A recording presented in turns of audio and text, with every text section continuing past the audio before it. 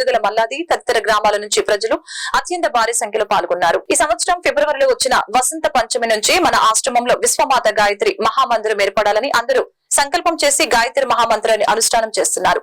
ఆ అనుష్ఠానం యొక్క మహాపూర్ణాహుతిగా ఈ రోజు మనం గాయత్రి జయంతి నాడు 24 కుండములతో గాయత్రి మహాయజ్ఞాన్ని నిర్వహించడం జరుగుతుందని తెలియజేశారు. 24 గాయత్రి శక్తులతో కూడిన గాయత్రి దివ్య భవ్య మందిరాన్ని రూపొందించుటకు ఈ మహాయజ్ఞం దోహదపడుతుందని అన్నారు. దీనిలో గాయత్రి మంత్ర అనుష్ఠానం చేసిన సాధకులు మరియు భక్తులు విశేషించి పాల్గొని కార్యక్రమాన్ని జయప్రదం చేశారు.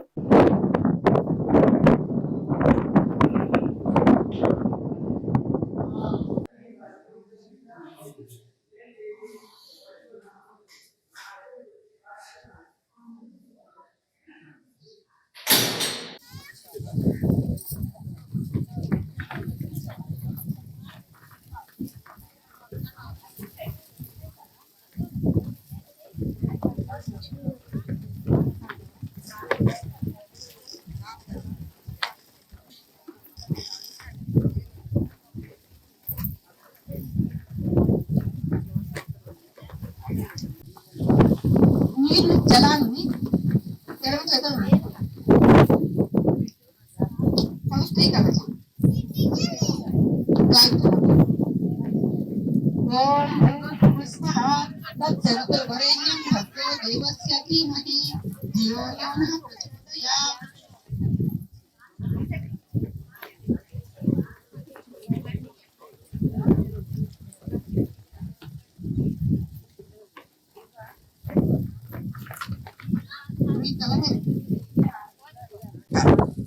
ఎవరంటే ఒక మణికుమార్ గారు ఒక రంగరాయకులు గారు చక్కగా గురుసేవ చేసుకున్నారు. మణికుమార్ గారు అనేక సంస్థలతో పరిచయం చేసుకొని ఒక గురువు సేవ కాదు అనేక గురువుల సేవ చేస్తున్నారు. అది మనకి గర్వకారణం. మనకి గర్వకారణం శ్రీరామకృష్ణ మాస్టర్ గారికి గర్వకారణం. ఎలాగంటే మన మాస్టర్ గారు శ్రీరామకృష్ణ ఆచార్య గాయత్రి మాత సేవే కాకుండా దత్త